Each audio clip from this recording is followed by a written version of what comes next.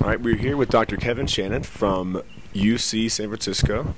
Dr. Shannon, could you kind of give us a little background about your history, what you're working on today, what you're looking to do in the future, and a little bit of your connection with the Children's Tumor Foundation and the NF Preclinical Consortium? Okay, thanks. It's nice to be here in Jackson Hole, where the weather is finally turning sunny.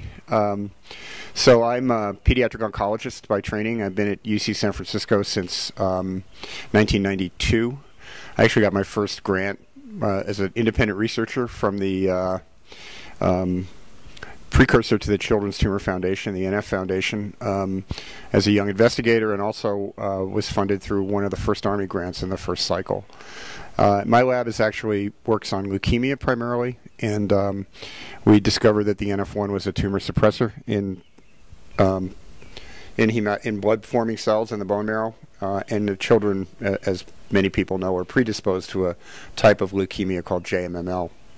And that observation in NF1 then led us on to figure out sort of the molecular basis of JMML. I've been involved in the Army-funded consortium to develop the mouse models of NF1 and NF2 disease, working with people, particularly Luis Parada and Tyler Jacks, and Andrea McClatchy and Marco Giovannini. And that effort took almost a decade and now has generated very nice, elegant mouse models that the foundation has been using to sort of serve as a basis for studying drugs in the NFPC. And I've been involved in the NFPC as well, and my lab is still one of the participating labs.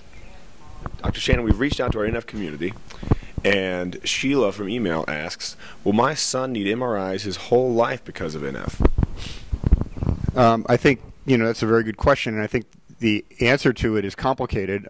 First, in the current sort of environment that he's growing up in, where we don't have effective treatments, we may or may not be doing MRIs just based on his symptoms. However, if he's diagnosed as having a certain number of plexiform tumors, there may be indications from research that he should have MRIs at a regular basis to track them.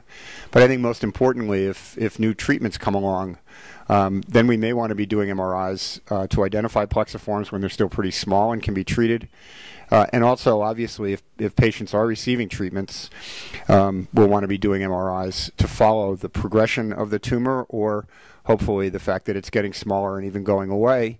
And even after those successful treatments are developed, I think for patients who've had plexiform tumors or other tumors, even if the tumor is no longer visible on MRI, they would probably come back every year or two and have another MRI to make sure it hasn't grown back, which is sort of what we do in oncology patients. So when we treat a child for cancer and cure a tumor, they'll come back once a year or every couple of years to have scans done to make sure that we're still where we want to be. Yeah. Thank you very much.